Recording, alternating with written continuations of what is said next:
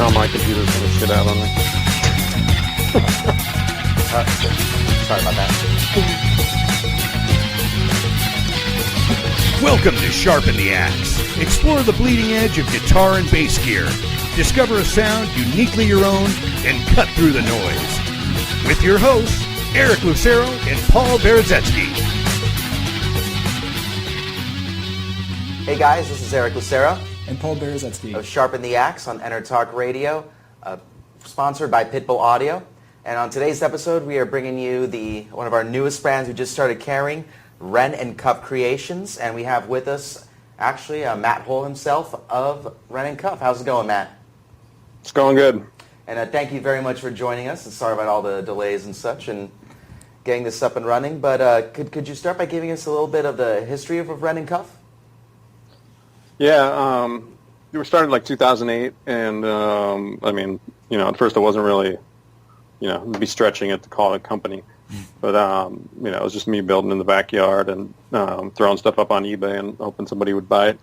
And it all, you know, it started with a friend of mine had an old full tone pedal from the '90s that was like the most immaculate thing you'd ever seen inside. Like, they aren't like that now, apparently, but they used to do them. I mean, it was like a piece of art inside, and I really thought it was neat, so I wanted to try and do that. So I used to just have it like sitting next to me on the bench and try and make stuff as, you know, like that, and just gradually throwing stuff up, and then just got, you know, name kind of got around, and then some sort of famous people started using it. Then it actually became like a real thing. Did you try to kind of copy the same design and get the same sound out of it, or you were just kind of using it as a, you know, as an example of how to build?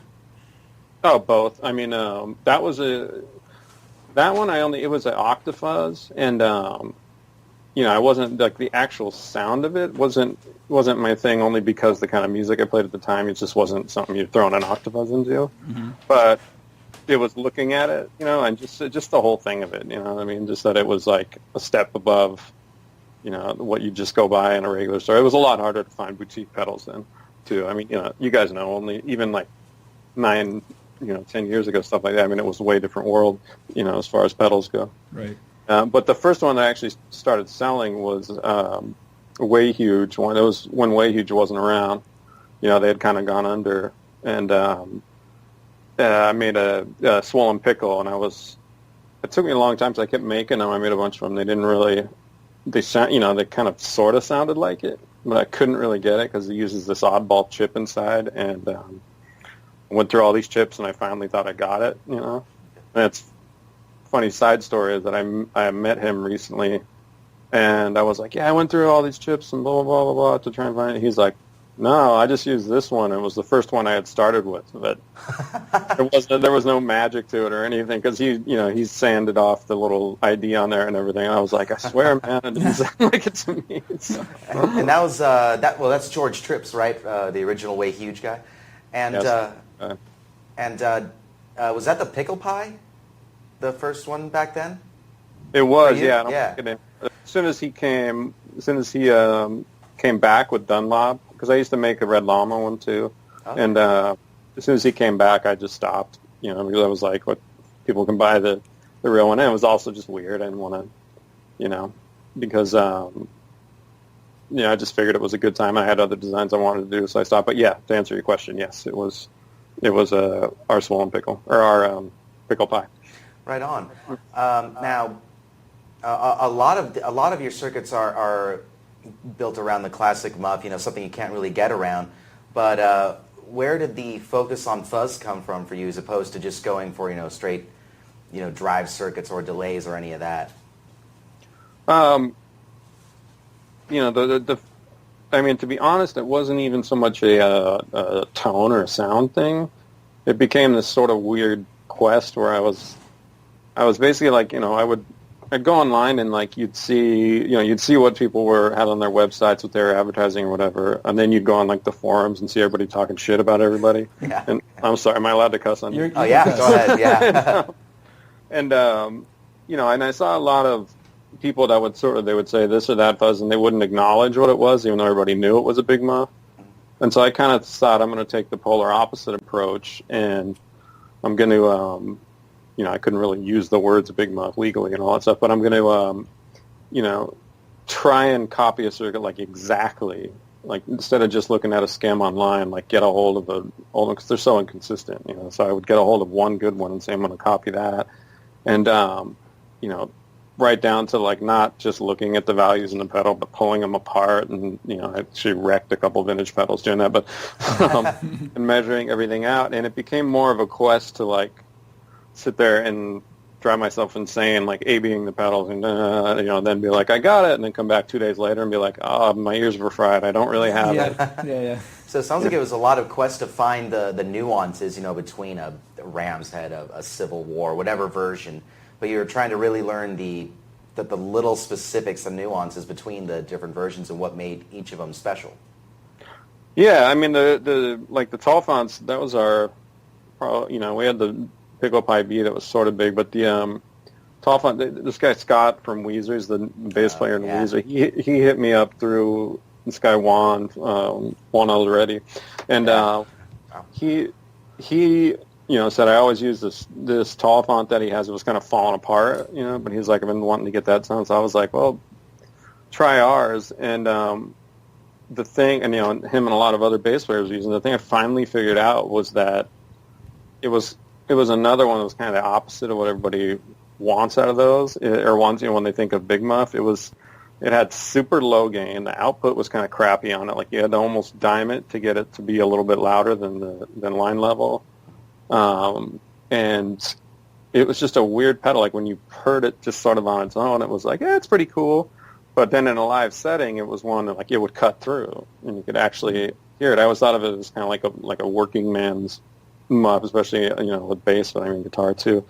And so that was kind of what I discovered, because when I copied the first one or recreated the first one that I did, I honestly was like, I don't think people are going to buy this because what I just said, the low output volume, it doesn't have comparatively a ton of fuzz. And I thought people were going to be like, it's not very exciting, but it just taught me that I don't know what people are going to like, because it's done really well for us. And I described that on the website and did all that stuff. And, so I just been kind of doing my thing with that since then. And, it's worked out good. I don't, I've said in other interviews and stuff, I think it's, in a way, it's cost me some money because I get a little too obsessive about it, down to where these things where it's like, nobody can hear this difference, but I'm sitting there like, I can hear it, and sometimes it's like, probably should have let it go, but it ends up paying off in the end. I mean, I just feel weird about just cranking out pedals. You know what I mean? Like I really want to put something into them, and you got to be able to live with yourself afterwards. Yeah, and I want people to feel like, hey, I got, there's a reason that I'm paying this. I mean, there's a billion pedals out there, and we charge more than your average, the fuzz pedal on a lot of levels. But it's not just, it's not just the parts. It's like, I got to pay myself, and it's like the time put into it and all that stuff is like how I can justify that, to be honest with you. It's because, I put a lot of work into it, and we do the best we can, and we want to make a unique, it sounds silly saying unique when it's a recreation of something else, but, I feel our approach is totally unique, to how we do it. Well, that brings up, that answer actually brings up 2 points. I mean, I always get customers at Pitbull Audio that why do these boutique pedals cost so much? And I think most of the time they just want something awesome for super cheap. I mean, they're only human, but it's interesting to try to convince them of that there's someone who took the time out of their lives to R&D this, to put it together, something USA built that's not off of a assembly line off in China, Indonesia, or something, where it's whatever parts are substitute. You guys make an effort to choose the right parts, the right components for the right sound, down to the transistors, caps, all kinds of components. But it's, especially when I get something like this out in front of a customer and compare it to some Chinese-made cheap fuzz, how their eyes widen when they plug into something nice like this. And the second point on that I actually want to ask you is, every company has a fuzz now, every single one. And how do you feel you guys stand out? And at this point, with almost every circuit seemingly having been copied or modified in one way or another. For Fuzz, where is there left to go now? I mean, those are all good points. I mean, as far as, I'm trying to sum all this up into one way, because this could be like a 4-hour conversation. But Yeah, true. as far as, the pedals go, and you said, convincing people that, something's worth paying for. I mean, the honest answer to that, too, is, some boutique pedals aren't. You know what I mean? Some are just kind of popped out and cranked out. I mean, I'm not going to start naming names or anything like that. But, I like to think that ours are special enough to, to be one of those where it's like, you're like, okay, I get it.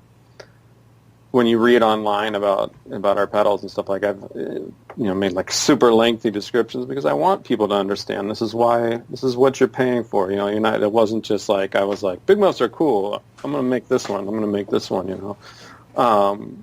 and there's guys in this industry that are incredibly smart and their knowledge just goes so far beyond mine. Like the guy, this guy Matthew from Alexander Pedals. Oh yeah. There's other guys that I've talked. I mean, I have a conversation with that dude, and it's just like I get off, and I'm like, I know nothing.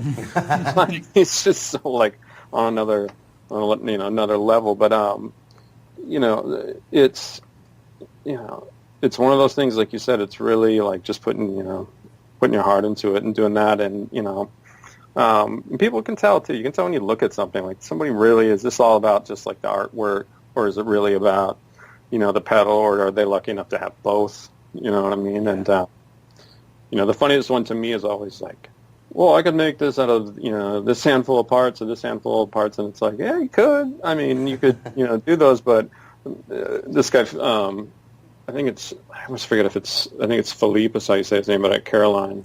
I'm like sort of friends, like as much as you can be friends, sort of shooting each other messages back and forth once in a while. But he had this great post about going through things and showing like what people are totally fine with paying for. It was like, the amount that you'll pay for a Coca-Cola versus what it cost Coke to make. Yeah. It's like 2 cents for them, and then even if you pay 50 cents, you're doing it's like 25 times the price, and same with jeans, same with everything. Yeah. And I don't know why us, musicians and stuff like that are so often, even like a Stratocaster, which is 2 pieces of wood and some frets. Yeah, there's a little more to it than that.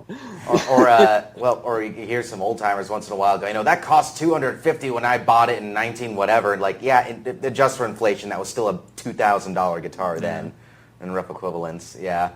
Yeah, my uncle's a crotchety old musician, and he's always telling me, he's like, you have no idea how good you have it. And I get no clue. It was, he had to finance his first amp. Oh, wow. It was a Vox Super Beetle. It was this giant, obscenely big amp. That is awesome, though. Those are rarities now. I think at the time it was, I could be wrong, but I think it was around $3,000 or $4,000, which would make it some ungodly amount now. Wow. That's how much a reissue Magnetone costs now. Somebody's gonna say, no, that's wrong. It was probably this much. So I could totally be wrong on the amount, but all I know is he was like, man, he had to work a long time for it. So it's not. I guess it's not that bad paying $1,000 for an amp or $2,000. Nowadays. Yeah, my amp was more expensive than I could really afford, but it's what I needed. The ability to find stuff on Craigslist or eBay where you could search things in a kind of systematic manner and not just get lucky with used stuff. Yeah, it kind of feeds into the trying to find boutique pedals 9-10 years ago, even further. Because I remember still as a kid seeing all these names in the back of Guitar World and just, who are these people? What is this thing? What does it do? Yeah. I found a Klon Centaur ad from the 90s back in the day, and that's for $150, and now they go for $2,000. Wow. That's one of those ones like he's. It's too long of a story to get into, but that guy's research and development on his stuff and everything goes 500 times beyond mine. I mean, he took a couple of years to make that pedal. Yeah. And obsessively checking between caps and everything. He's another one. It's on a whole nother level, man.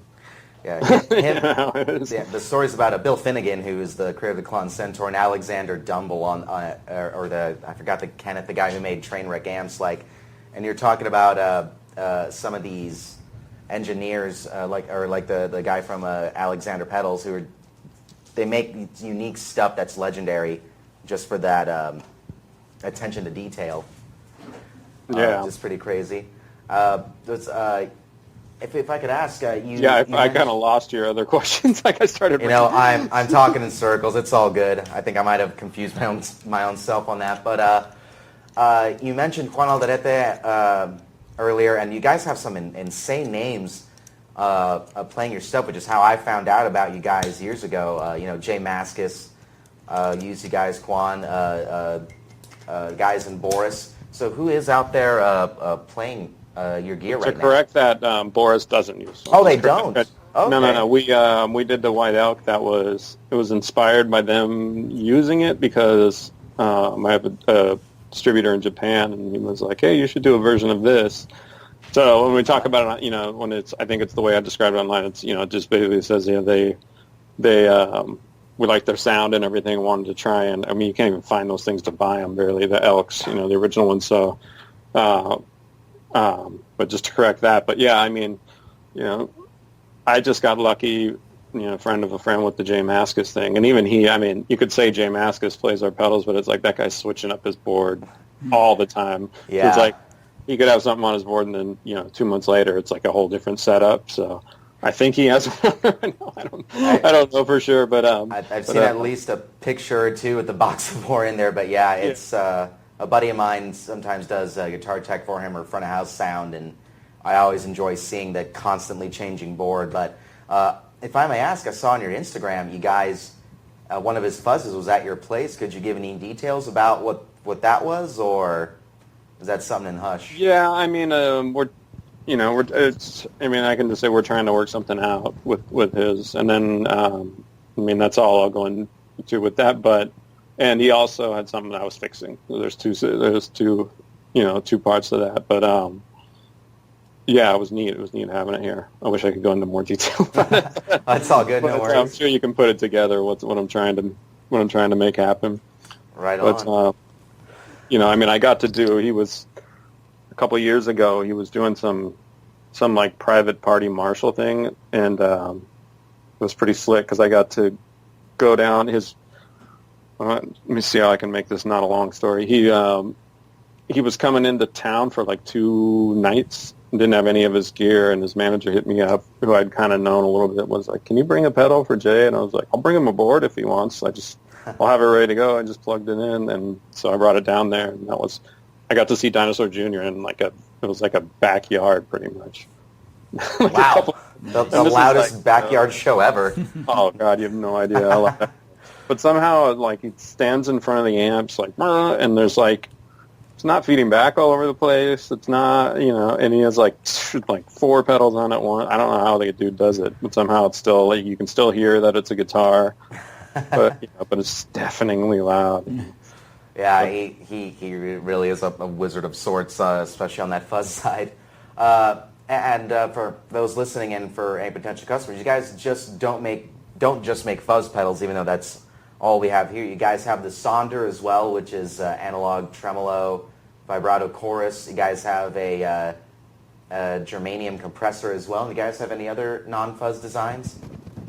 Yeah, well, the Sonder took quite a while to get going, but that one's kind of my current favorite because that was our first venture into modulation and stuff like that, and it's one of the few that are out there because there's this chip in there. It's this analog chip that it's just the MN. I don't want to get too geeky, but MN3007, and they're just becoming harder and harder and harder to find. And they started remaking them a little while ago, and then something happened. They stopped remaking them. I don't know what, but it just got so. That's why you don't see a lot of analog chorus and stuff coming out new, and to be honest, it's really easy to make it digital and get it pretty close. Mm-hmm. And there's nothing wrong with that. You can get a lot more versatility and everything. But I just wanted to do it. I wanted to make tremolo and basically I wanted to be able to do the Smiths How Soon Is Now in like one pedal. That is awesome. That's not even a joke, but like I realized, so I put the tap tempo on there so you could, you could tap along to it. But yeah, that and the the Gold Comp is another one of my favorites because that was, I really liked I used the Keeley Comp for a long time, and I was like, I don't want to do something unless I can do it like markedly different than that, because I didn't want to like just do like a Ross thing, because I kind of felt like, well, Keeley's got that covered. I don't think I'm going to top it really as far as just doing a Ross one, and so I wanted to come up with something different. And there's these, I think it's Chandler was the only one I could find that they did a rack mount compressor that was germanium, and I was just kind of like, well, I haven't seen anybody put that in a pedal, and I searched it, and I was like, oh my god, no one's done a germanium. Like, I thought this is almost nothing hasn't been done now. I thought for sure somebody had done it, but so that one's really cool. I mean, I can say all my pedals are cool, and obviously my opinion's biased, but it was a really intense, fun one to make, and it's kind of dirty sounding if you want it to be, and it can be cleaner sounding if you want it to be, and I hate to use the word, but transparent. It's one of those words that everyone drops everywhere. Yeah. I'm like, I don't know how you have a transparent fuzz. Yeah, that definitely the buzzword. That and God, yeah. If one more transparent overdrive, I don't want to see one more. We have 6 of yours in front of us right here. We got the Your Face 60s, Your Face 70s, Tall Font Russian, the IC Pi, Box of War, and the White Elk. Basically all the ones we have gotten at Pitbull Audio so far. Is there any particular settings or anything special like these you'd like to point out? Well, I don't know why you don't have the other ones. That's what I want to know. That is a good question. We ran out of space on here. Yeah. We need 2 cameras to get all of them in one shot. We only have 6 patch cables in the studio. That's all we can afford. Yeah. Yeah, that's understandable. That's what it's like around here. I mean, look for a patch cable. There's not enough around. And once again, I've totally forgotten what your question was. Oh, it's all good. I barely listen when I talk. It's all good. Any particular settings or anything in particular you want to point out about these 6? You know what? I mean, it's if I was going to tackle that, that breaking it down. I mean, that's like we get into so many vague guitar. Talking about transparent and warm and analog and all that stuff that. I can tell you what inspired them, and I can tell you, the details of them and all that stuff is for when you go through them. But, just saying settings and all that. No, I mean, the settings are what everybody wants. I mean, my settings are way different than what's going to sound good to you on your Les Paul through whatever amp, that these, you know what I mean? It's like, yeah. I'm a Strat guy and, and all that, but, you said you have the IC Pi and the White Elk. Those are our 2 that they were originally exclusives in bigger boxes, and I mean it's hard because the ones I'm excited about are new ones, just like a band that records a new record and they're always like, yo, you got to hear the new stuff. Yeah. I mean, and it'll change later on, but those are the White Elk's really cool because it's just wrong. It's another one where their components when they made them were so awful. I mean, awful that you measure them and the caps are all over the road and everything. It's like, there's like a variance of literally like 40%, which is insane. On the values inside. So like the biasing on it is totally wrong. Like it shouldn't be like that. So when you hear the low end on it and everything, it's real uneven. It's kind of the opposite of the Tall Font. The Tall Font's nice and even and not too much overdrive or anything. But the White Elk's just like kind of sounds like it's falling apart, and which is fun. I mean, it's not for everybody, but it's really fun. And if I got the at least this aspect on the story of it right, it was a Japanese copy of a Muff, right? Yeah, it's like a shameless copy. They even used the words Big Muff on it. Like they didn't even care, and it was a sustainer, and they spelt it like SUSTAN IAR or something weird like that, like Sustain-R, and they something like that. Yeah, I think I probably spelled it wrong, but yeah, it was a knockoff of a muff then, and they were kind of unknown. And then I guess Waza, I think her name is, from Boris, the girl that's in Boris, just started using them, and people started noticing them and kind of seeking them and hunting them down because they didn't make that many of them. And there's a bunch of them though. They're weird, like there's like different, like their names, and there's another one that sort of implies that it's a muff, but it's not, and it's real confusing. But there's like an octave one, I think, and I don't know. But that one it's basically they tried to copy a triangle and triangle muff, and they failed at it, but it's very weird sounding.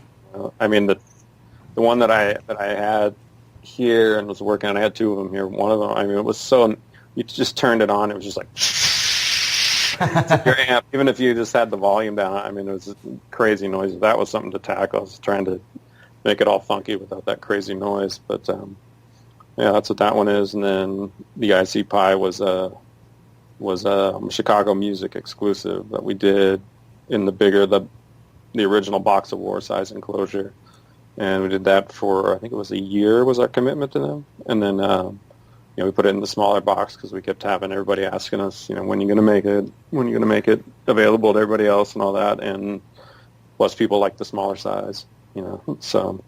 And the big concept behind this one is that at 75 or so, they went from transistor, Electro-Harmonics with the Big Muff went from transistor to IC board or IC chips, right? Yeah, it was in the later 70s. They did, I think it was, I want to say 78. 77 too, I think. I think it was 77, 78. There's a lot of lore behind it. I don't know exactly what the logic was. I think maybe they thought they could do it like more consistently with op amps or something. And so they just, with the ICs, op amps, same thing, but they thought they could just kind of crank them out better, and maybe, I think that, everybody was really excited about op amps then. I think that, maybe they just thought like, oh, it'll be cooler and it'll be more edgy, and it's a love it or hate it pedal. It really is. I mean, some people play those and are just like disgusted by them, because there's more of a metal-y kind of edge to them. Like if you want like a super, warm, like sustaining, like, nice fuzz, you don't want it. You know what I mean? It's a little harsh sounding in a cool way, which is what other people love about it. So you're saying it's not transparent at all? It is not transparent. It's not friendly. And I'm a fan of those kind of pedals. Sometimes like I love my Boss pedals. I love DS1s. My old ones and stuff like that, which some people are just also disgusted by. Those pedals. So, do you find that's kind of normally a balancing act you have to do, is like what you prefer sonically, personally, and what would potentially be popular as a product? Oh, of course. I mean, that's always the thing, But I mean,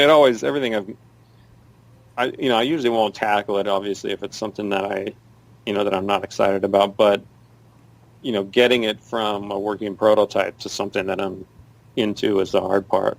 But, yeah, I mean, it's a fine line. But, I mean, with things like that, it's a real obvious, end game where I'm like really trying to like hammer it out and get it to sound like whatever unit I have there, and like I said, all the A-Being and stuff, that makes it easy. When it's one of our own designs, then yeah, that becomes the wise of like, I don't know, is that, too much this way or too much that way? And I mean, everything, it just all equates to me to, studio recording. It's the same exact thing where it's like you listen to something and you're like, fucking amazing, and then you come back 2 days later and you're like, what the hell was wrong with my ears? This just sounds terrible, and you have to do that whole game, and then finally at the end of it, you're hopefully like, now this is our record, this sounds right, this sounds good, and you have to go through all that, that shit together. I've learned you have to rest your ears a lot. You really do.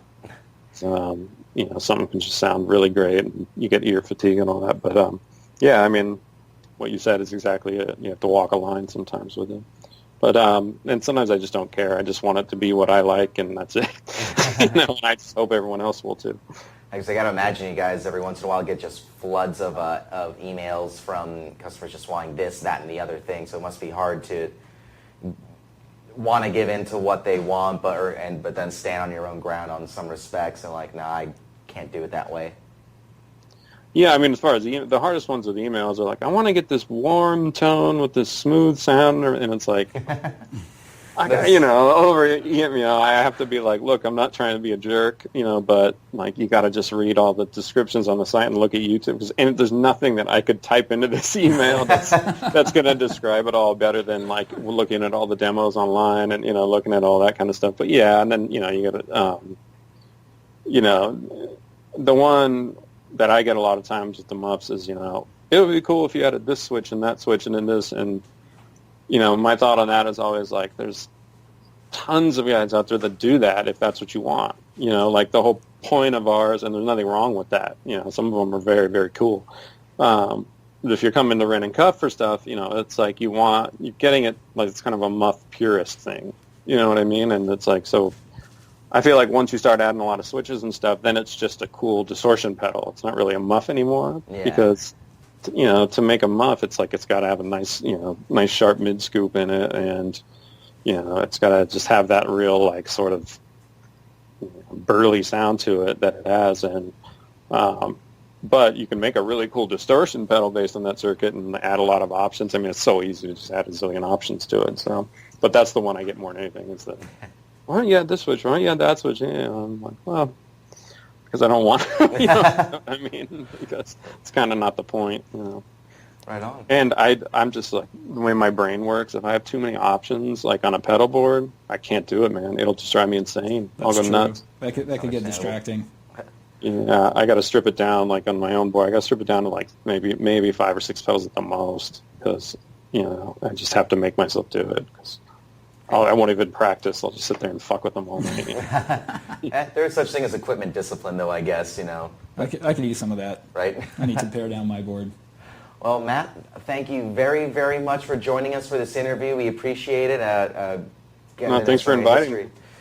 And, next we'll hopefully have you back soon. And, thanks again. Thanks for thinking I have something interesting enough to listen to in my rants. So have a good one, guys. Thank you very much. You as well. Thank you. All right, and I guess we'll just dive right into checking them out now. Yeah, I've been chomping at the bit here. Yeah, right. So we have right here the Your Face 60s Hot Germanium Fuzz. Next to it is the Your Face 70s Smooth Silicone 70s Fuzz. The Tall Font Russian, after that the IC Pi, then the Box of War, and then the White Elk. So I guess we'll start with the Your Face 60s. So we got the fuzz at about halfway, tone cut all the way back, so it's opened up.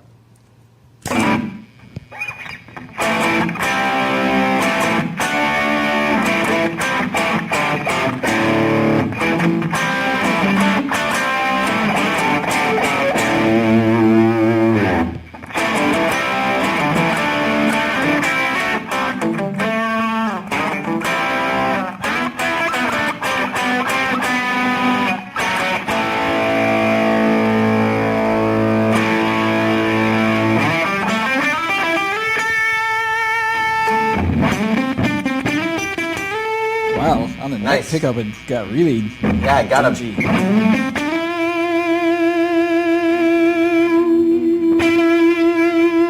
It's very interactive with the low cut knob.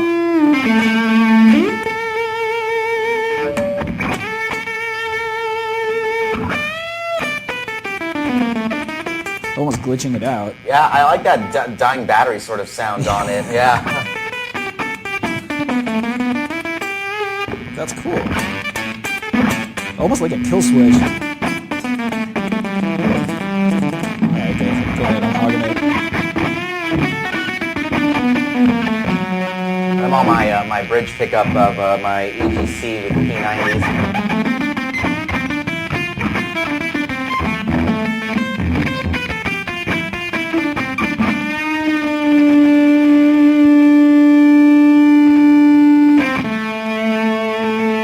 Let's try something different here. So it's almost like a noise gate that's kind of set to something ridiculous. I can see Just how you think that. kind of like yeah. on the low end, though, right? It's cutting the lows. Yeah, it is a low cut. So I'm gonna bring it back to open, and I want to try something here for the '60s fuzz side.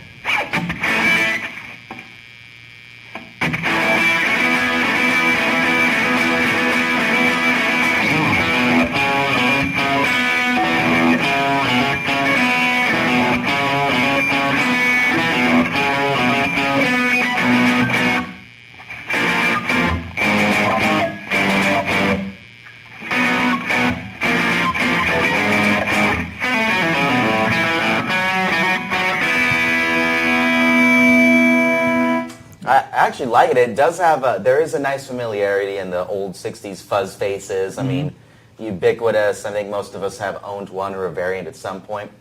And I mean, again, that kind of not oversaturated but still pushed Germanium sound. I really dig. What are you thinking of this one so far on its own?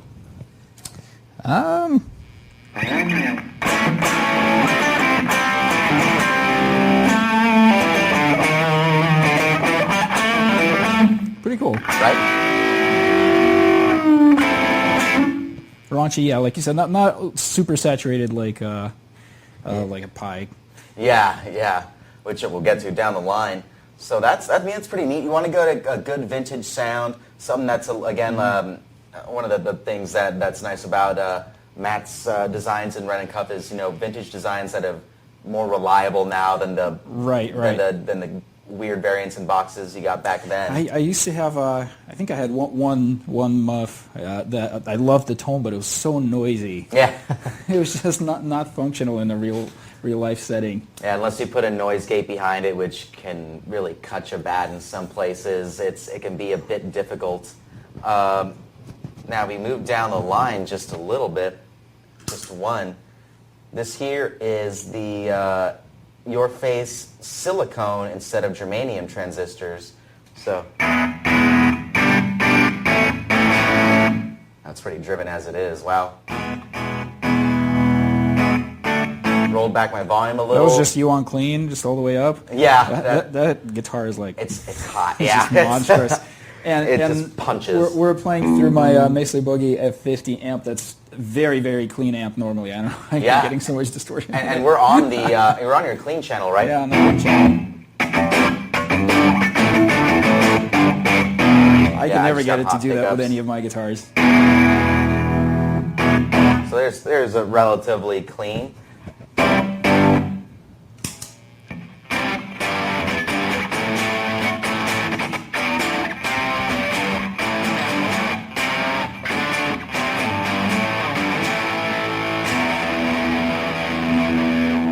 Go ahead.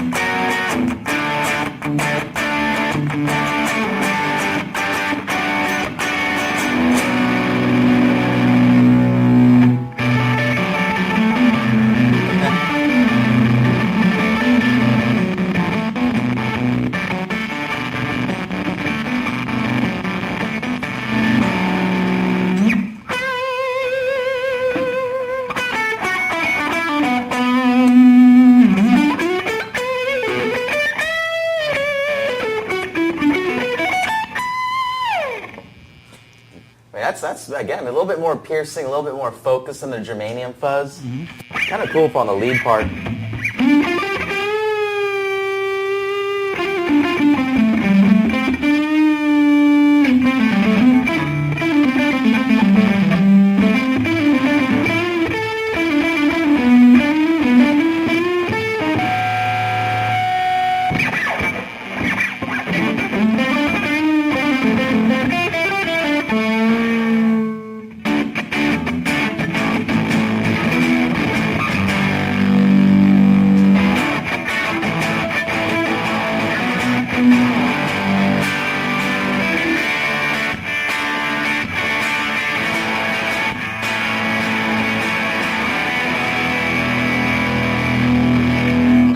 So again, it is a kind of familiar sort of sound.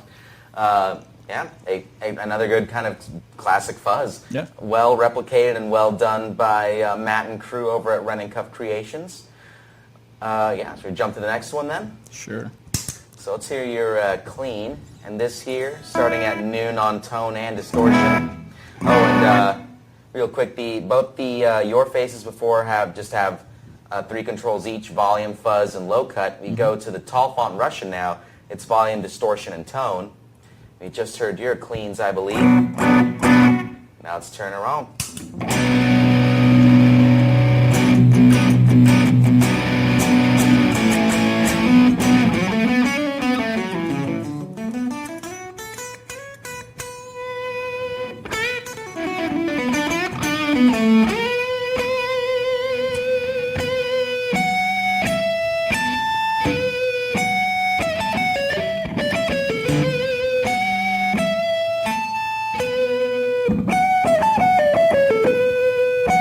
There it is. Yeah, sounds nice and full.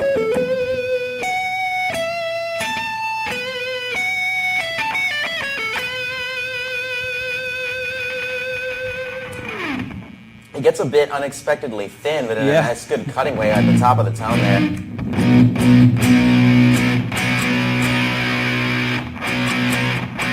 So it's kind of bassy all the way to like 3 o'clock. Yeah. And then all of a sudden just thins out. Like, just keep hitting open E. Like, yeah, we'll check it out.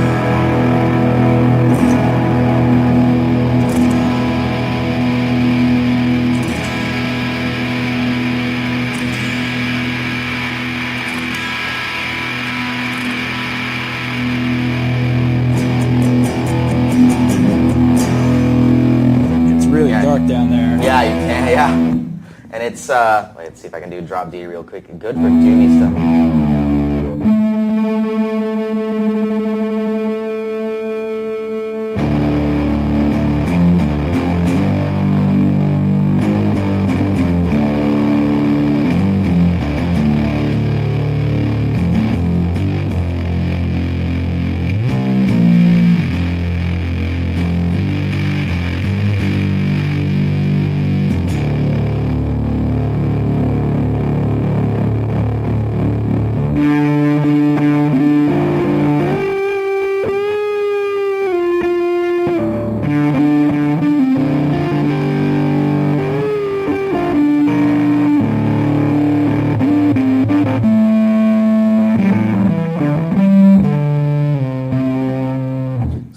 To get into that like Sun O or Sleep sort of stoner doom metal territory, this is pretty awesome for it. But I mean, if you want to get, I kind of want to try it right here.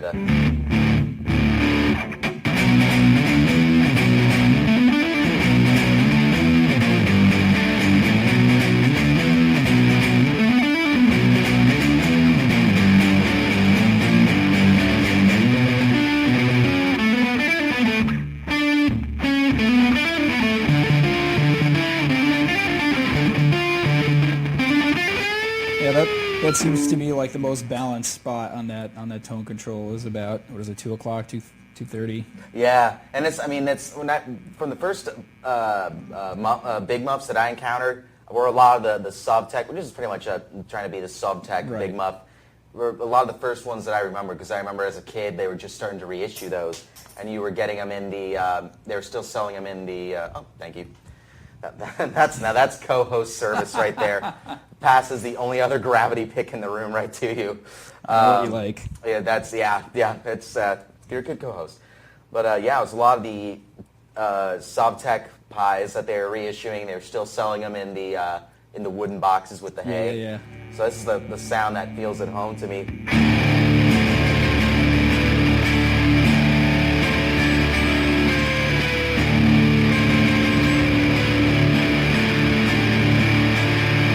Except for screwing up that Red Fang song, but yeah, this is that, like, my first taste of distortion, I think, was, I think a lot of the players that I liked at the time when I started were using subtext or variants.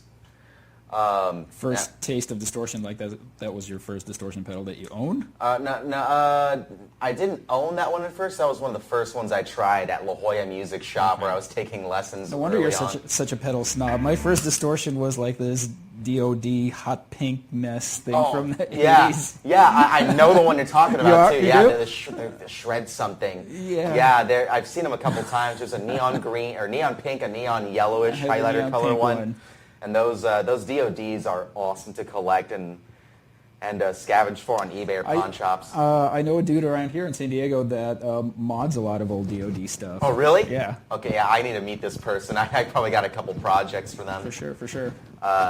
Now, he actually compared the Tall Font Russian to the White Elk. And the White Elk is the one which was a copy of the Japanese variants.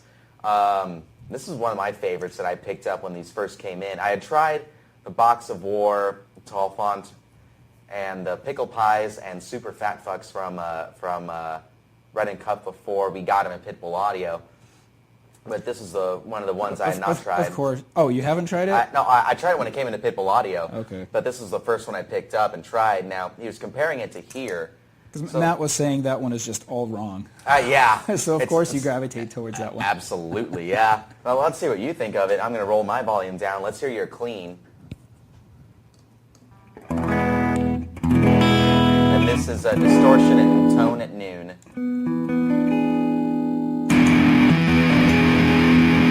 Nice. Right?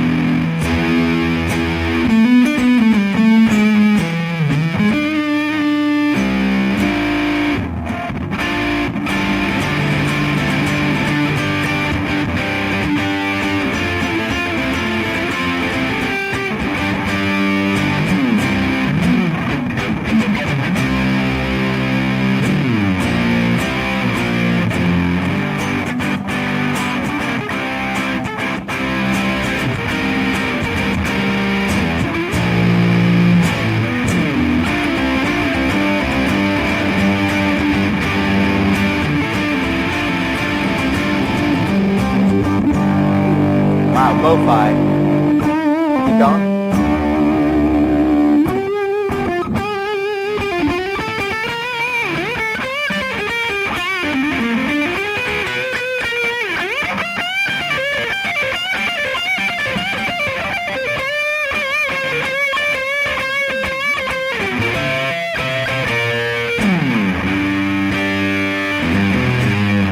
That one's fun. That's pretty neat, right?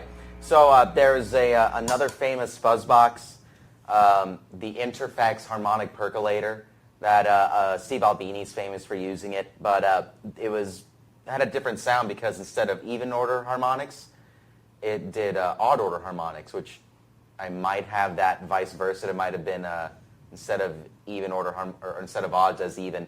But this has a similar feel to me, but with a bit more gain and focus to it, which I think is why I like this. It's different sounding. Sonically, very like rich and kind of like unique, complex stuff going on there. Like there's a lot of interesting stuff to the ear. And there's a lot of overtones that are coming through that are definitely make for some interesting listening. And that tone control's wide sweep. I mean, you want to get dark and lo-fi, from about here back. There's a one here.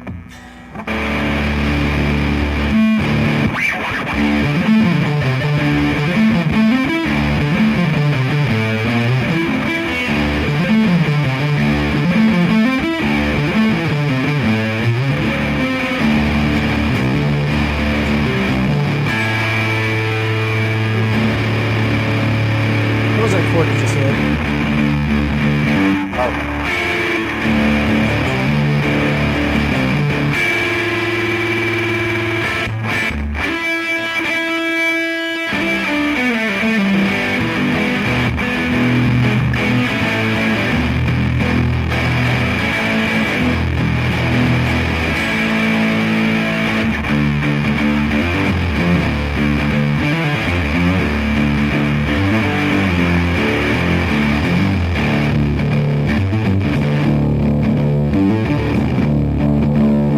Almost like you're listening to your neighbor practice in the garage down the street. Right, yeah, just pat it all out.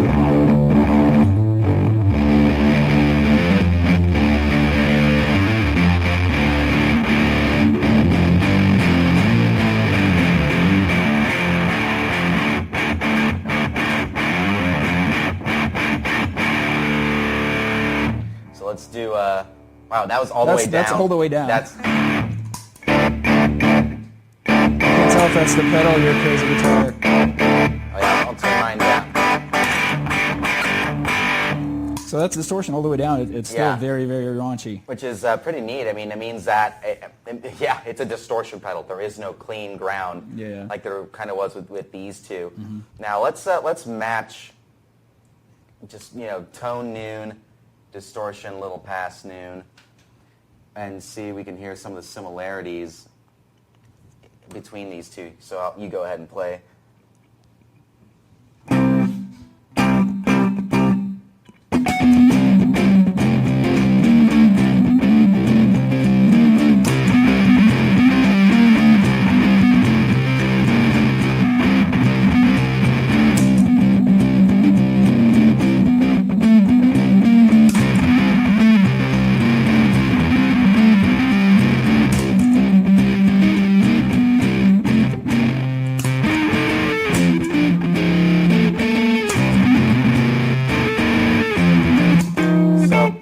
Definitely the White Elk is a bit raunchier, a little bit more forward, and this is a little darker. But it's, again, variations on circuits that were variations on each other. So it's cool to have this kind of variety of something that's kind of maybe somewhat similar. Now let's jump back a couple. We actually have the Russian going into the IC Pi next, which is the one where it's a op-amp IC chip instead of transformers. So we'll have you play. Let's try the neck pickup here.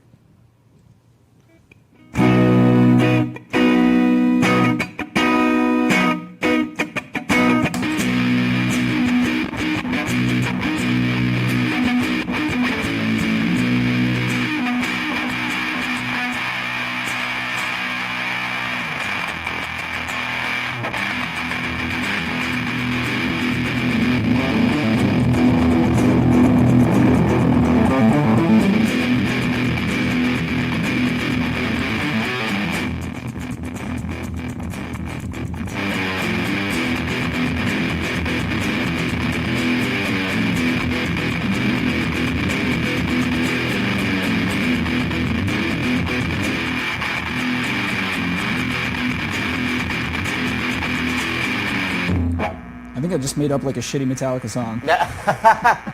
So something off St. Anger then. Yeah. Yeah, there we go. Yeah, that makes sense. Another feature on this one, again, jumping back a step, it was just volume, tone, distortion on the White Elk as it is on the Tall Font Russian. On the IC Pi here, you got volume, tone, distortion, and the tone bypass, which is, I guess, some of the later versions of the IC chip versions of the 75 to 77, so I guess 76, 77 Big Muffs had a switch for bypassing the tone stack, so it's much more open and raw. Mm-hmm. So we'll leave it where it is.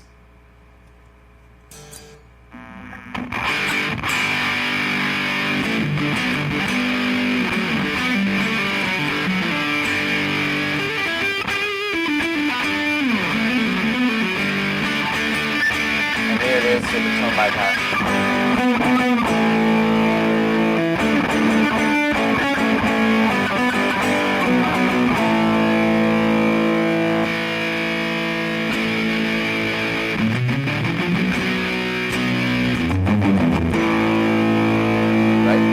Very dingy sound. Yeah.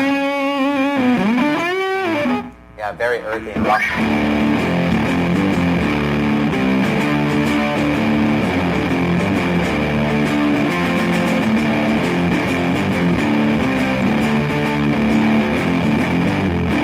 So then this does nothing right now. When it switches up, when it's down, then yeah.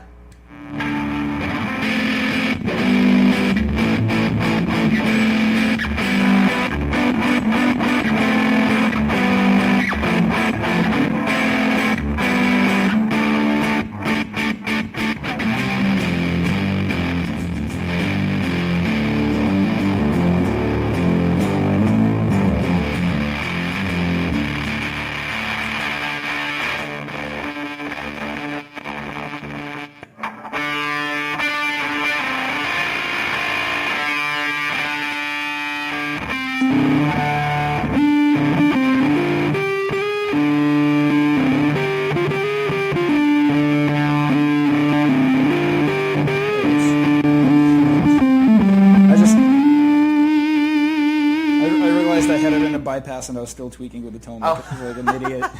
Well, at least you know now. I just like turning knobs, even if they don't do anything. It's almost a wah-like sweep, though. Check out.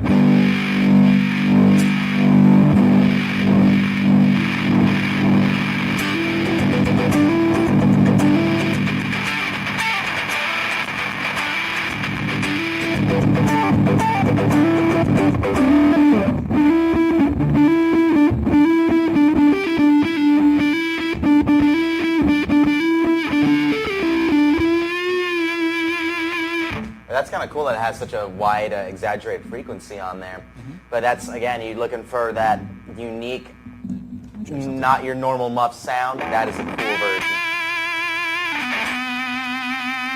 So I got the tone all the way down on my pickup, and oh, wow. and the highs all the way up here. So just kind of reversed it, try to see what it does.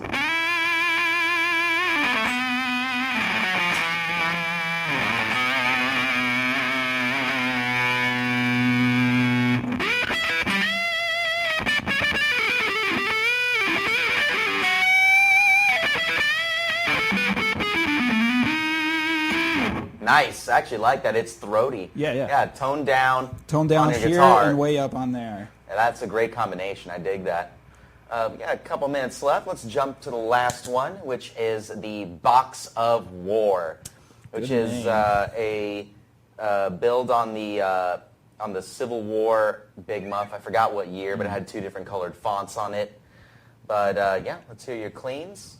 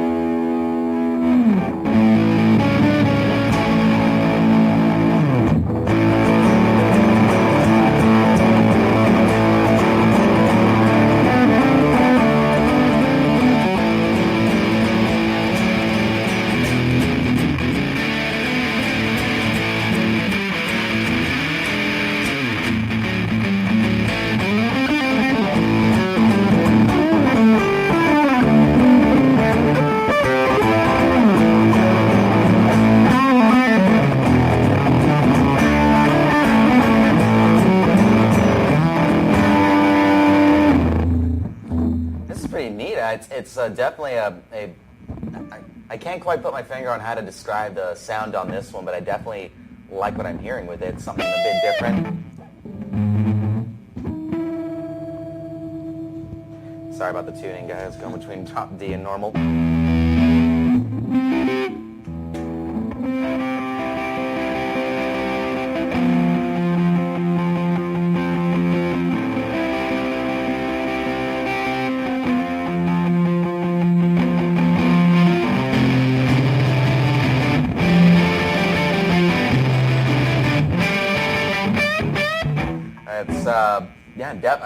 Another great flavor and arsenal of Fuzz.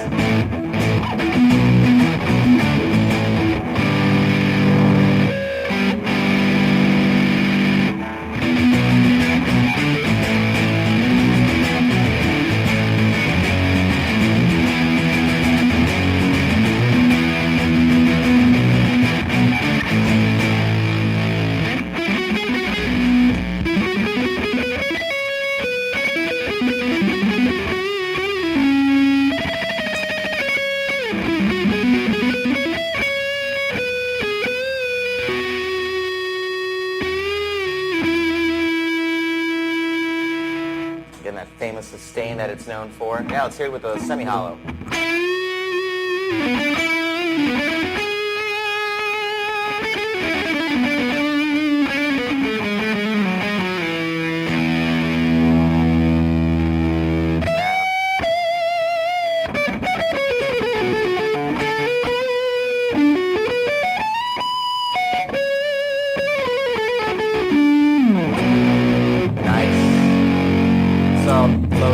Though he introduced it at the end there, I mean, Of course, a Fuzz can sound fantastic with a semi-hollow as well as any. I wanted to hear what it sounds like with P90s. Yes, yeah, through a regular wooden instrument.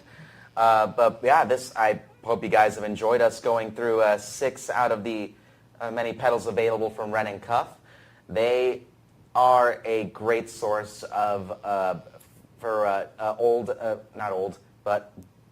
older fuzz ideas that have been brought back with better build, better quality, much more reliable, and some new ideas as well. You can please come in and check them out at Pitbull Audio. If you're in the San Diego region, come on into our storefront. We'll grab these. You can sit down and try them out. And, I recommend the White Elk. Yeah, I think that's my favorite today. Yeah, I gotta say this one definitely has been my favorite. I might wind up with one of these on my board. That's just too cool and a different sound. No, remember we vowed to scale down our boards. Yeah, that's my for every pedal spending's getting out of control. Every pedal that you add, you have to take 2 off. Yeah, that literally is the case recently. Yeah, it's like the Trump approach. It's God. In any case, we hope you've enjoyed hanging with us and check out some wren-amp-cuff fuzzes. Check them out at pitbullaudio.com. We thank Matt once again for being our guest, and we can't wait to have him again next time. Thanks for tuning in, guys. This is Sharpen the Axe on EnterTalk Radio, sponsored by